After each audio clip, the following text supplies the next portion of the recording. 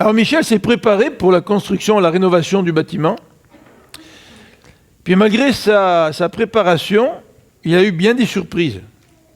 Et heureusement que Michel n'est pas cardiaque. Vous savez que si ça arrivait chez nous, alors qu'on dispose d'un certain montant, et puis que les hommes de la construction qui viennent et découvrent d'autres problèmes, et puis que tu dois doubler ou tripler ta facture, en fait le bureau nous a coûté 3 fois plus que prévu, au moins, c'est ça Michel? Eh bien quand on est un particulier, puis qu'on a un budget limité, c'est stressant, hein, malgré la préparation. Et vous savez que pour aider à mieux se préparer à certains événements, souvent on fait des listes. Je ne sais pas si vous avez déjà fait des listes. Moi j'ai déjà fait des listes. J'ai déjà fait des listes quand je prépare un voyage. Quand, il y a 2 ans, nous sommes allés voir notre famille en France, nous avions préparé nos vacances.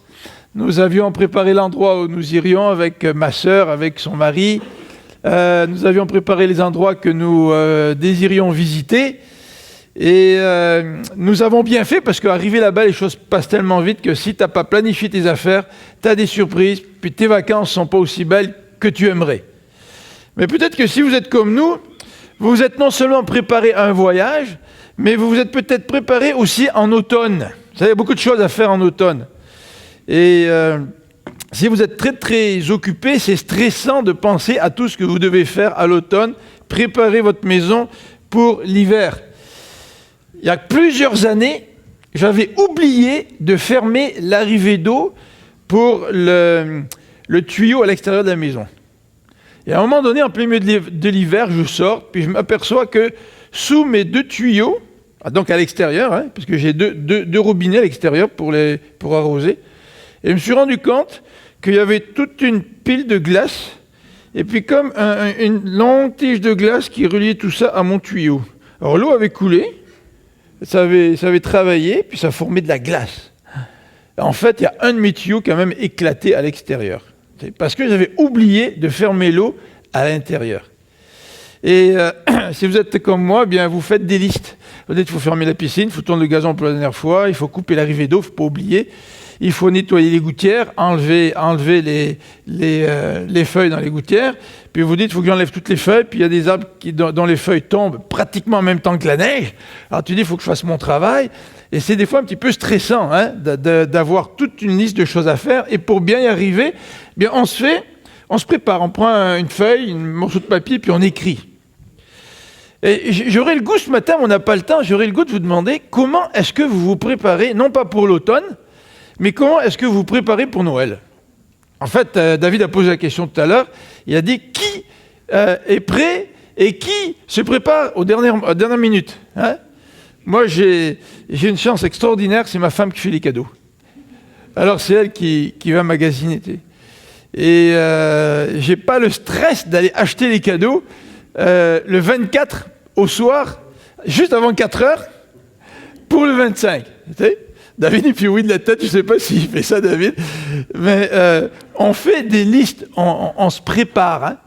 Et peut-être que ce matin, vous pensez à votre préparation, puis vous dites, ah, j'ai mon menu pour Noël, vous qui cuisinez, qui aimez cuisiner, j'ai mon menu pour Noël, puis on va essayer tel plat, on va cuisiner telle affaire, on va recevoir les enfants, la famille, les amis. Et on se prépare, peut-être que ceux d'entre vous, peut-être plus les gars, je ne sais pas si beaucoup d'entre vous, mesdames, vous faites de la peinture ou de la rénovation chez vous, peut-être vous dites c'est l'occasion de repeindre notre salon, tu sais, avant Noël. On va recevoir la visite, ça va être tout beau. Alors on se prépare des listes, parce qu'on veut vraiment bien faire les choses pour Noël. Et si je vous donnais là quelques instants, et que vous preniez une feuille de papier, puis que vous marquiez les choses que vous avez à faire pour vous préparer pour Noël. Qu'est-ce que vous marqueriez? Alors, je ne veux pas que vous me répondiez, parce que si vous me répondez tous en même temps, ça va être difficile à gérer. Mais pensons-y quelques instants. Qu'est-ce qu'on ferait pour se préparer pour Noël? Hein? Eh bien, on entame aujourd'hui une période de préparation. Je ne sais pas si vous le savez, mais traditionnellement, et en particulier dans les églises qui ont une plus grande tradition que les nôtres, nos églises évangéliques, mais dans bien des églises chrétiennes, c'est le début d'une période de préparation. Et cette période de préparation, on l'appelle l'Avent. C'est pas l'Avent par rapport à l'après, là, mais c'est l'Avent, terme qui vient du latin. On va faire un petit peu de latin ce matin. Ça vient du latin adventus, qui veut dire arriver. Et l'Avent, c'est la période durant laquelle on se prépare à l'arrivée de quelqu'un.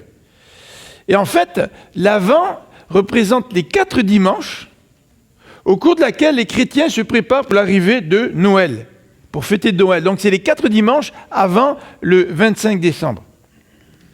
Et quand je vous ai posé la question tout à l'heure, comment vous préparez pour Noël?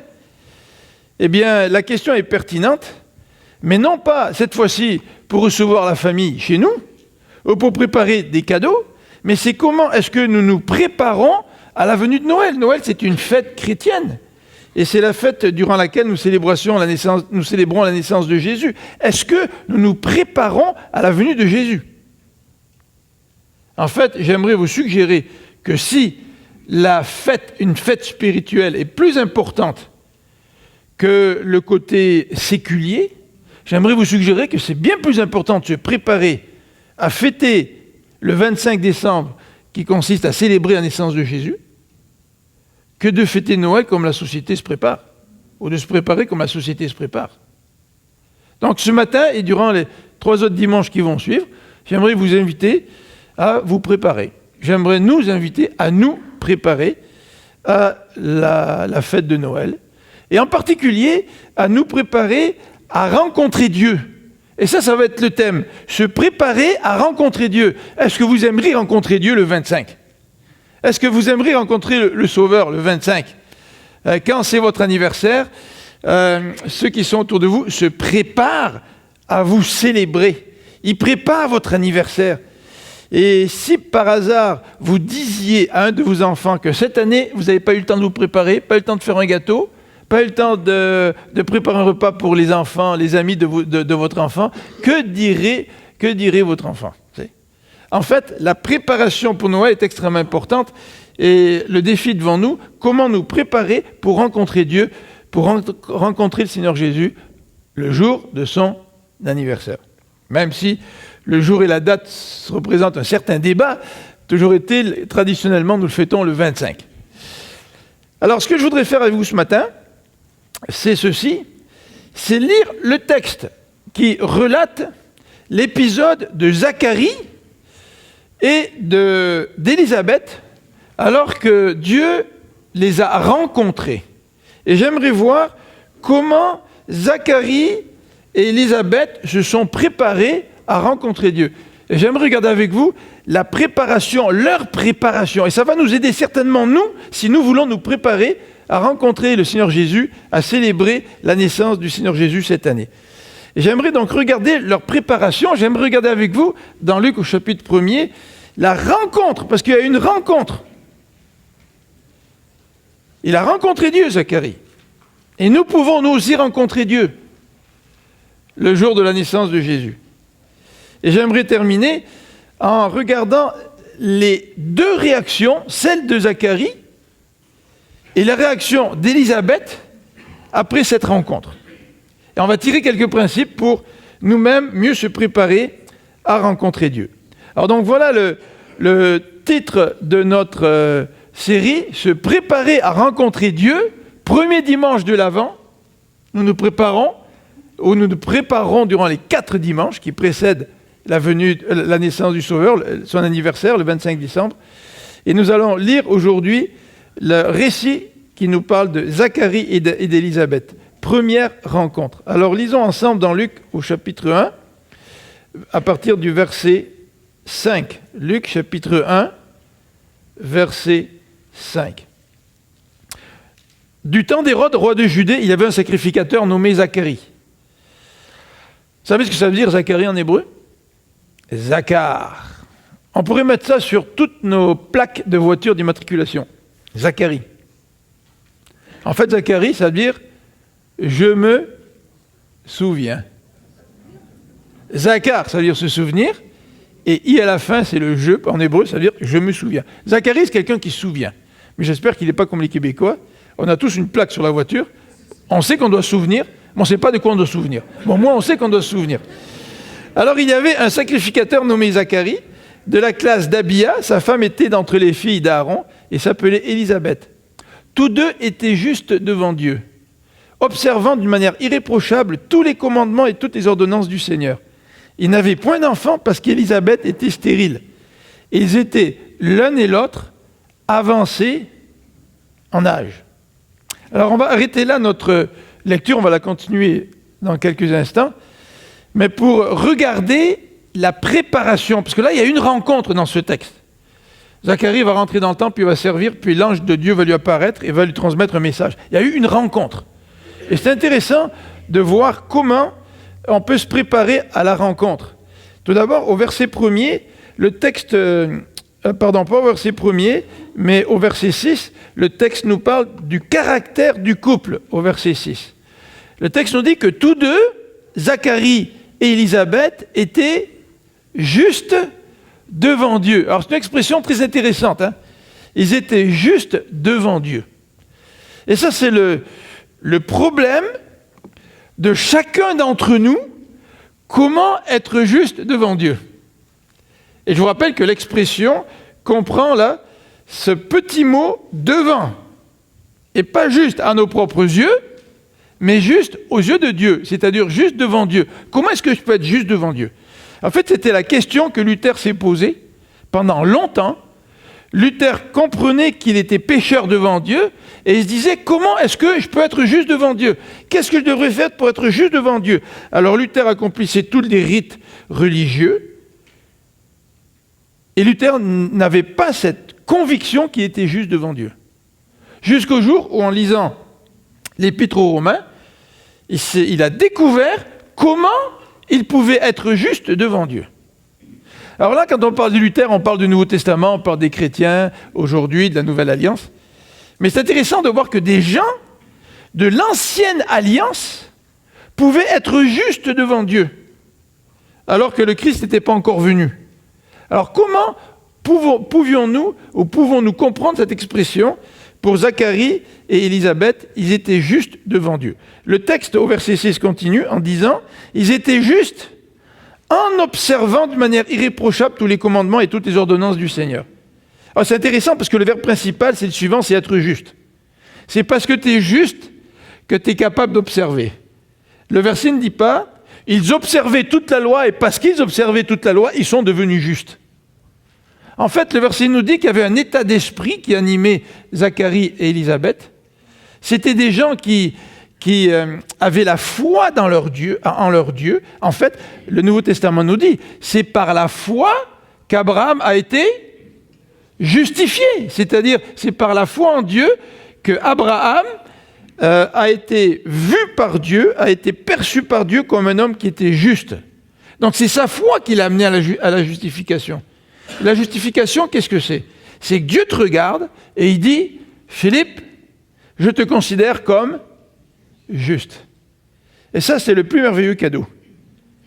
Parce que si Dieu me considère comme juste, je ne suis plus coupable devant lui de mon propre péché. Parce qu'en fait, je suis pécheur. Et qu'est-ce qui fait que Zacharie et Élisabeth étaient justes devant Dieu ? C'est parce qu'ils ont compris que Dieu était celui dans lequel ils devaient placer leur confiance et placer leur foi.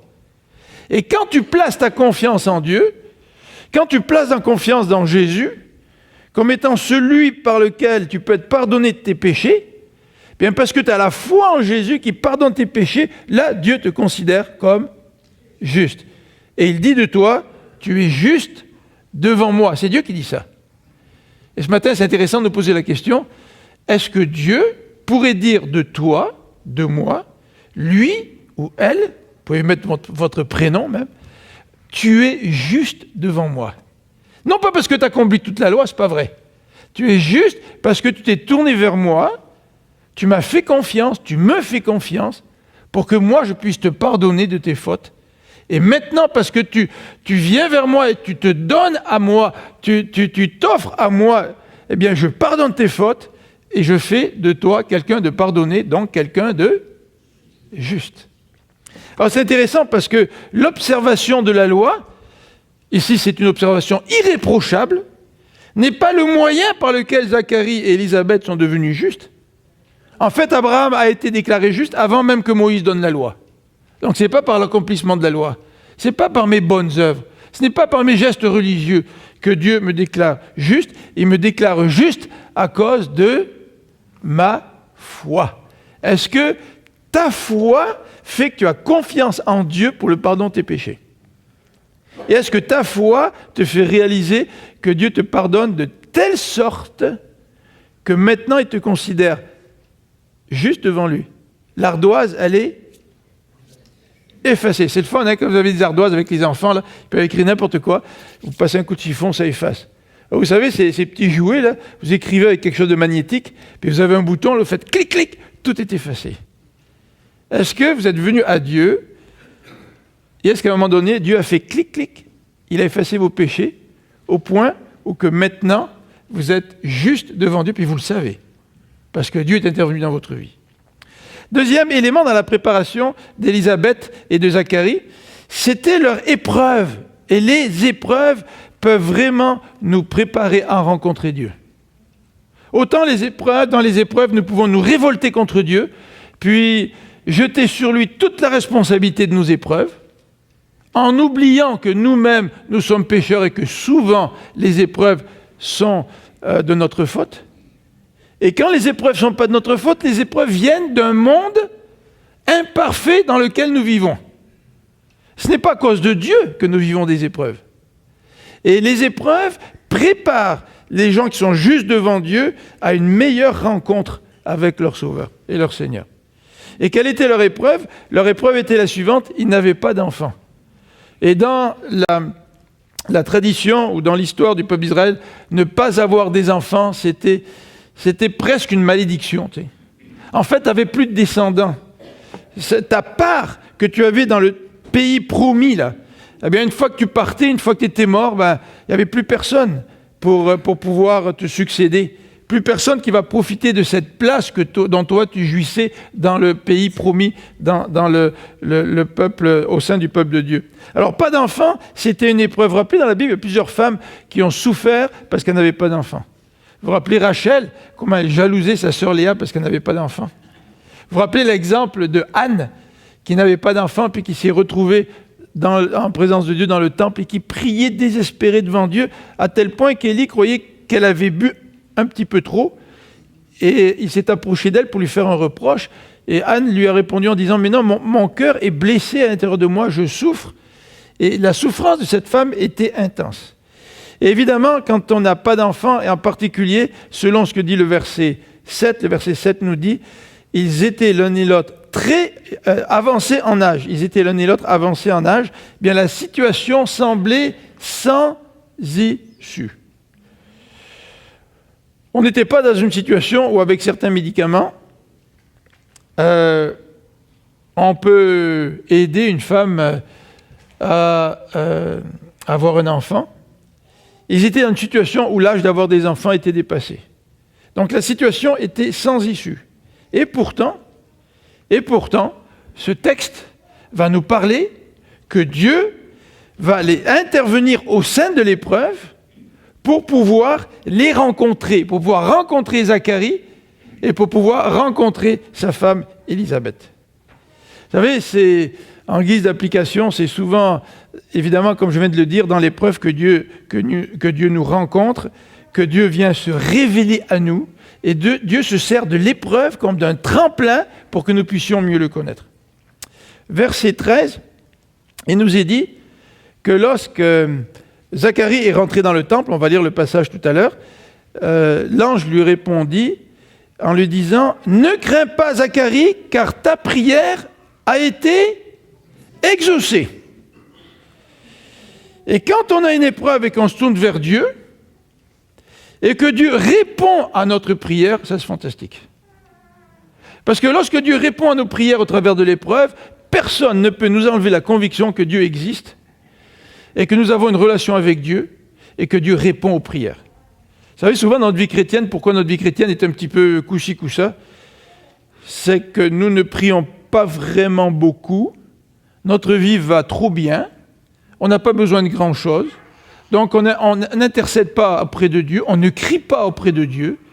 Donc si je ne crie pas auprès de Dieu, je n'ai pas la joie de voir la réponse de Dieu, et je n'ai pas la joie de voir Dieu intervenir et me délivrer et me sauver au travers de l'épreuve. Et Zacharie est en train de voir sa prière exaucée dans ce passage. En fait, c'est un gars qui a prié. C'est un gars qui a dû prier longtemps. Peut-être même que Zacharie a arrêté de prier, puisque maintenant, ils n'étaient plus en âge d'avoir des enfants, ni lui ni sa femme. Mais en tout cas, Zacharie a dû prier longtemps, puisque l'ange vient et lui dit « Ta prière a été exaucée ». Et si nous lisons au verset 25, le verset 25 nous parle aussi d'une prière en quelque sorte. C'est la grâce que le Seigneur m'a faite, dit Élisabeth, quand il a jeté les yeux sur moi. C'est-à-dire que Élisabeth, le texte ne le dit pas clairement, mais je soupçonne fortement, puisqu'elle était juste devant Dieu elle aussi, qu'elle a fait monter vers Dieu à maintes et maintes reprises des prières pour avoir un enfant. Et à un moment donné, Dieu est intervenu. Dieu a répondu à cette prière, à la prière d'Élisabeth. Et dans cette période de Noël, dans cette période de l'Avent, 4 dimanches avant Noël, 4 dimanches pour se préparer à la fête de Noël, comment nous préparons-nous à rencontrer le Seigneur?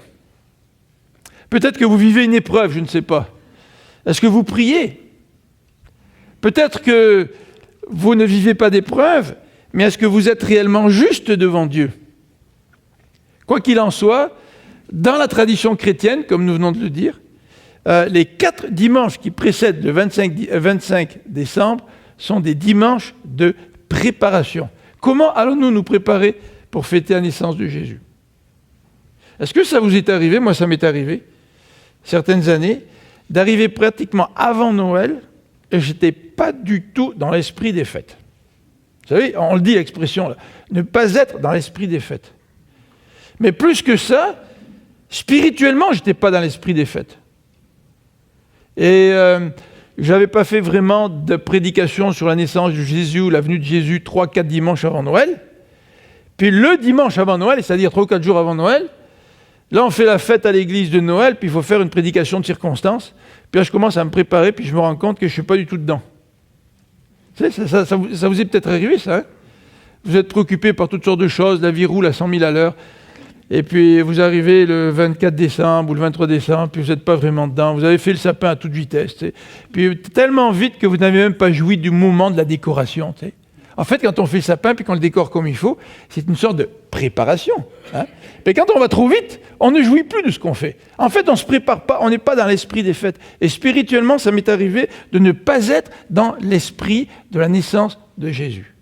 Comment allons-nous spirituellement nous préparer pour fêter la naissance de Jésus? Deuxième élément dans ce texte, et nous allons lire les versets qui suivent, c'est les versets qui nous parlent de la rencontre. Alors on va reprendre au verset 7, on s'est arrêté au verset 8, pardon, et on va lire en particulier la section 11 à 17, mais on débute au verset 8. Or, pendant qu'il s'acquittait de ses fonctions devant Dieu, selon le tour de sa classe, il fut appelé par le sort, d'après la règle du sacerdoce, à entrer dans le temple du Seigneur pour offrir le parfum. Ça, c'est Zacharie, il était prêtre. Toute la multitude du peuple était dehors en prière à l'heure du parfum. Alors un ange du Seigneur apparut à Zacharie et se tint debout à droite de l'autel des parfums. Zacharie fut troublé en le voyant, et la frayeur s'empara de lui. Mais l'ange lui dit, « Ne crains point, Zacharie, car ta prière a été exaucée. Ta femme Élisabeth enfantera un fils, et tu lui donneras le nom de Jean. Il sera pour toi un sujet de joie et d'allégresse, et plusieurs se réjouiront de sa naissance. Car il sera grand devant le Seigneur, il ne boira ni vin, ni liqueur enivrante, et il sera rempli de l'Esprit Saint dès le sein de sa mère. Il ramènera plusieurs des filles d'Israël au Seigneur leur Dieu. Il marchera devant Dieu avec l'esprit et la puissance d'Élie pour ramener les cœurs des pères vers les enfants et les rebelles à la sagesse des justes, afin de préparer au Seigneur un peuple bien disposé. » Alors dans ces quelques versets, on a le récit de la rencontre. Cette rencontre de l'ange avec Zacharie, en particulier, c'est la rencontre avec Dieu, puisque l'ange est l'intermédiaire qui parle à Zacharie de la part de Dieu. Et ce qu'il faut noter dès le début, c'est le moment de la rencontre, le moment de la rencontre. Et c'est un moment très particulier. En fait, les prêtres ne pouvaient pas rentrer dans le temple, dans le lieu saint, à n'importe quel moment. Et il y avait un tirage au sort. Et il y avait des centaines de prêtres, même peut-être des milliers de prêtres dans la tribu des Lévis. Et il pouvait se passer des mois et des années, et peut-être même une décennie ou une couple de décennies avant que ton nom ne soit pigé et que tu puisses rentrer dans le temple, dans la première partie du temple, ce qu'on appelle le lieu saint, là où se trouvait la table des pains avec l'autel des parfums pour donc officier en tant que prêtre. Et dans la vie de Zacharie, ça devait être un moment extraordinaire. Peut-être son nom est déjà sorti il y a quelques années auparavant, mais peut-être pas, on ne le sait pas. Mais toujours est-il, si son nom n'a pas été tiré au sort, ça devait être un moment extraordinaire, lui qui est prêtre, au lieu d'officier dans la cour, au lieu d'offrir des animaux, etc., le voilà qui va pouvoir entrer dans le lieu saint. Et juste derrière le saint, c'est le lieu très saint, où il y a un symbole de la présence de Dieu. Et ça, c'est extraordinaire. Et c'est à ce moment très particulier que Dieu choisit de le rencontrer au travers de l'ange. Et parfois dans notre vie, Dieu choisit des moments particuliers pour nous rencontrer. C'est des moments spéciaux. C'est peut-être pas des moments auxquels on s'attendait à ce que Dieu nous rencontre, mais c'est des moments spéciaux. Certaines personnes pensent à leur baptême, par exemple. Oh, pour certains d'entre vous, le baptême a été une journée importante, oui, mais peut-être pas aussi marquante que cela. Mais pour d'autres personnes, le baptême a été une expérience extrêmement importante dans leur vie. Et il y a des situations comme ça, durant lesquelles Dieu te rencontre. Mais ce qui est extraordinaire, c'est que Dieu ne choisit pas toujours des moments exceptionnels pour nous rencontrer. Dieu peut nous rencontrer aussi dans notre quotidien.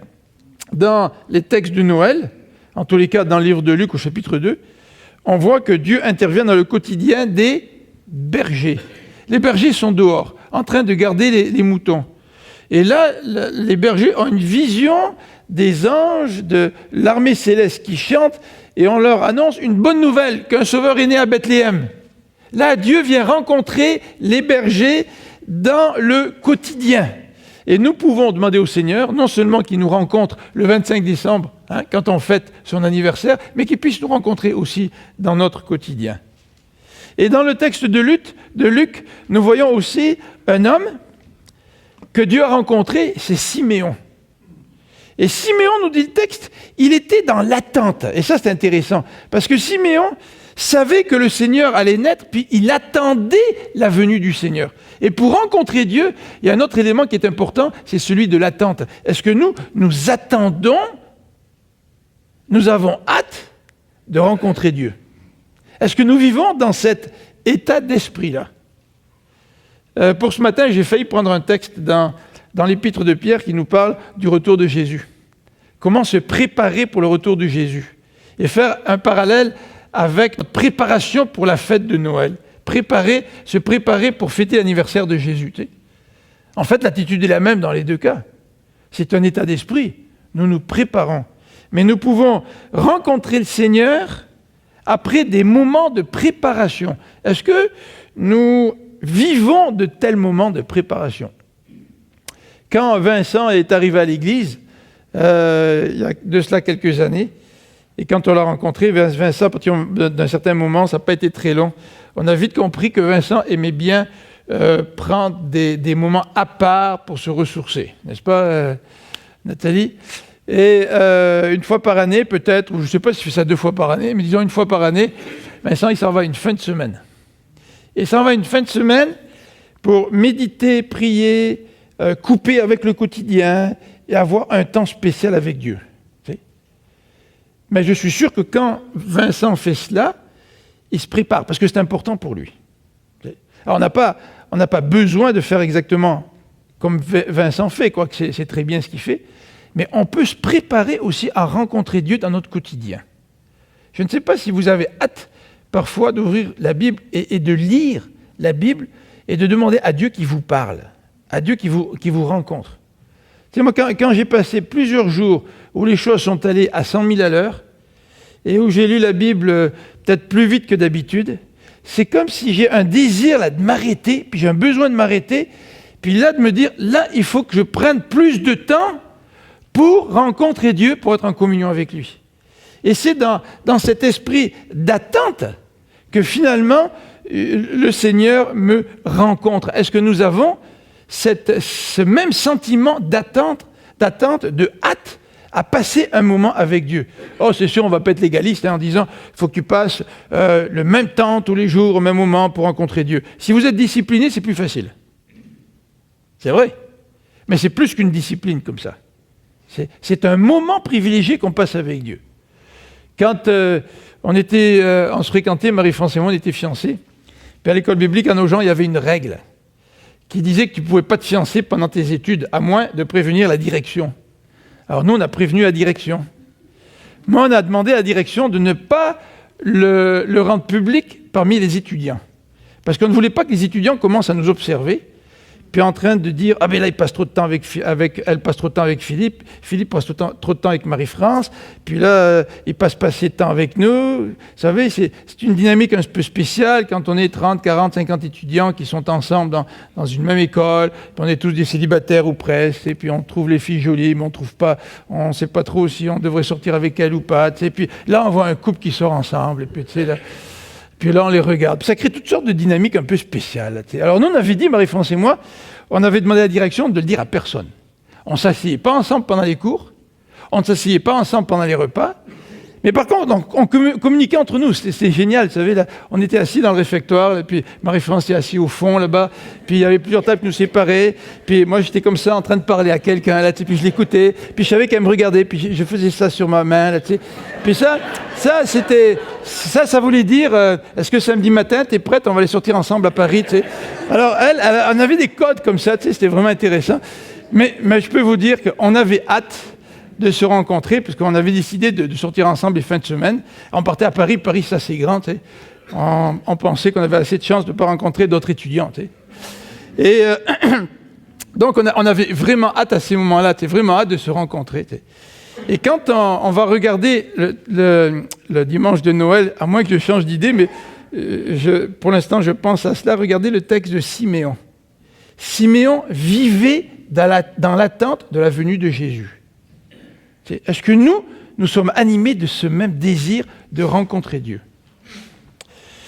La rencontre, elle est un peu spéciale parce que c'est une apparition. Il se trouve dans le temple, il est en train d'officier, Zacharie, puis voilà qu'un ange lui apparaît.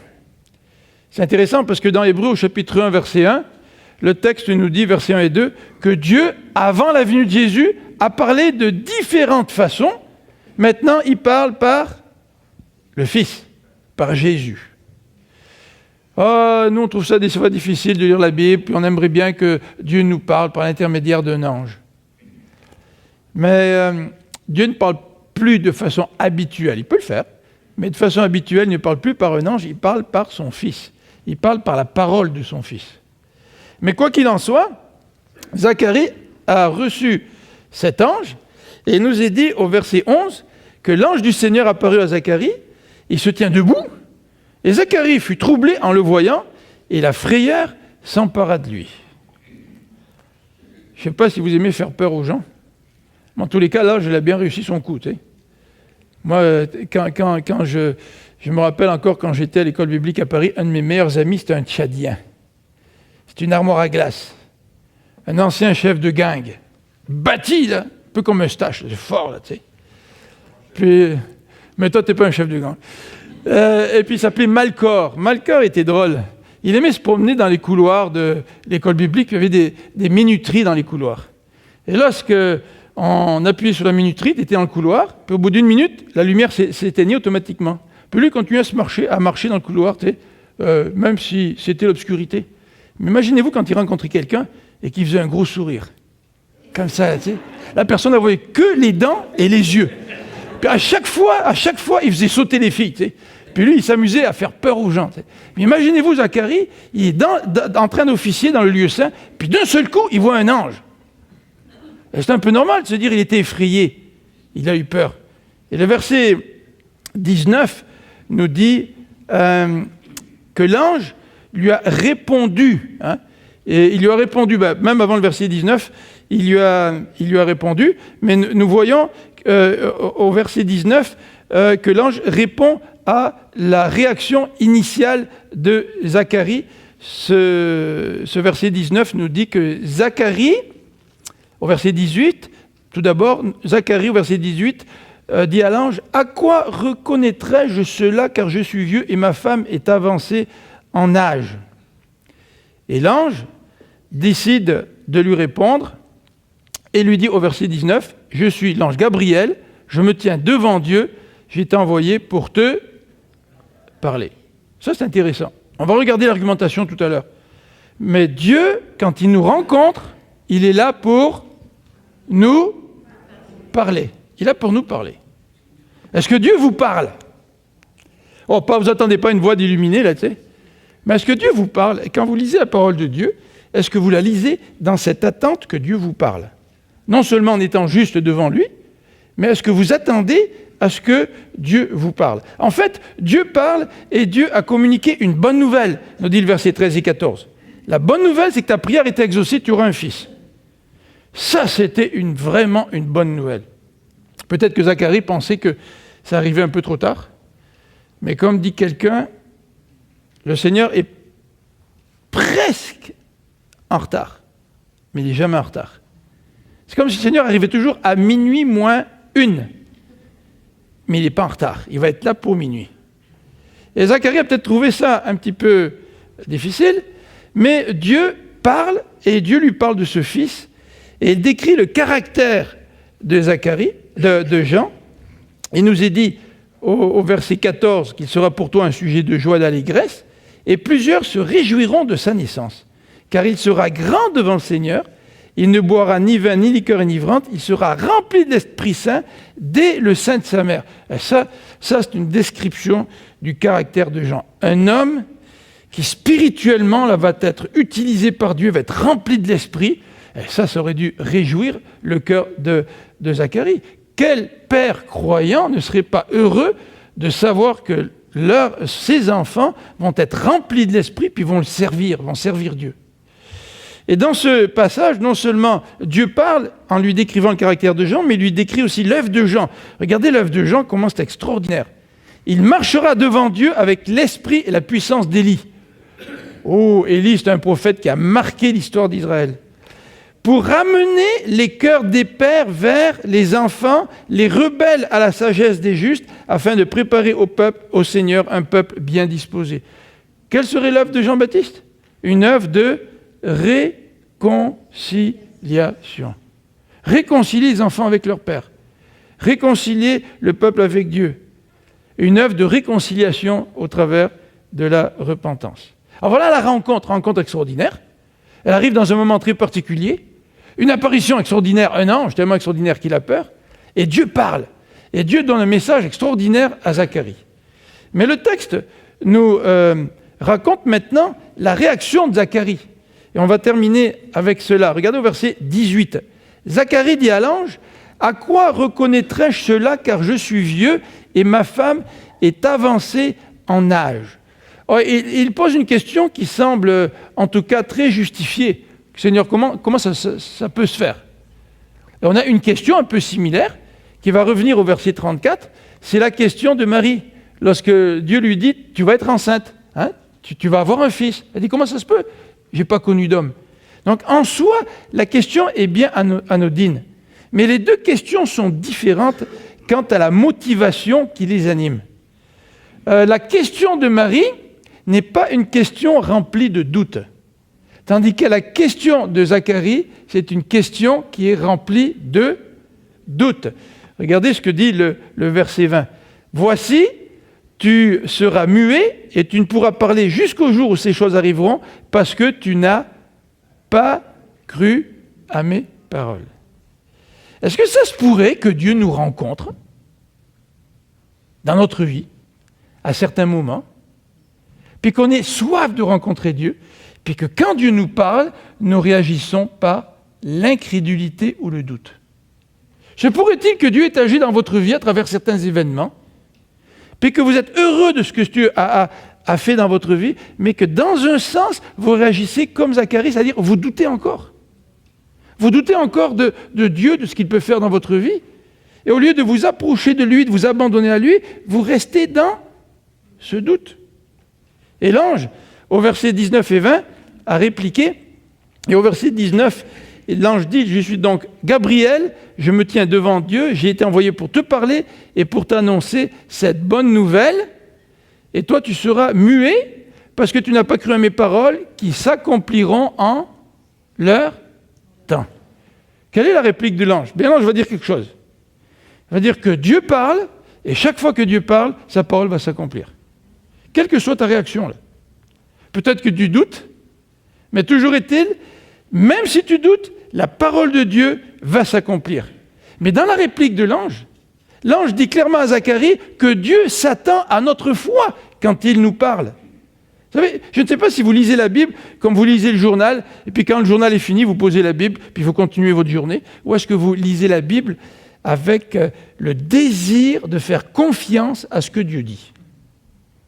Vous savez, parfois on lit la Bible, puis ça nous travaille tellement, on sait ce que Dieu dit, puis on fait exactement l'inverse.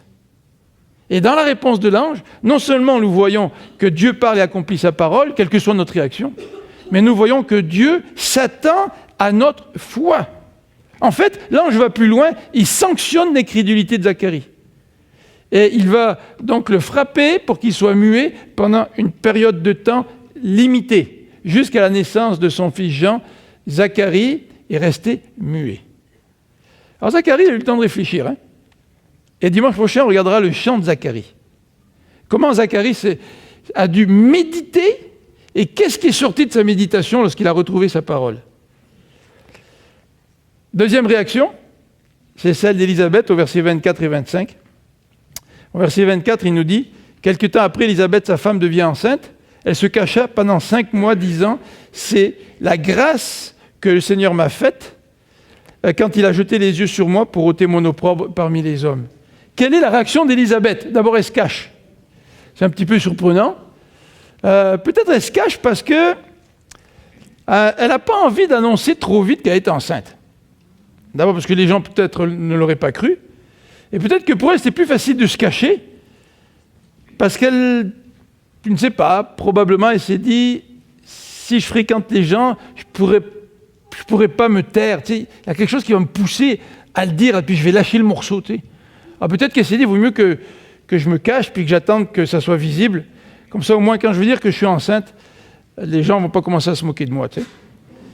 Et le verset 25 nous dit qu'elle dit ceci, « C'est la grâce que le Seigneur m'a faite. » Oh, quand le Seigneur vient nous rencontrer, qu'il intervienne dans notre vie, est-ce que nous reconnaissons que c'est sa grâce qui nous touche?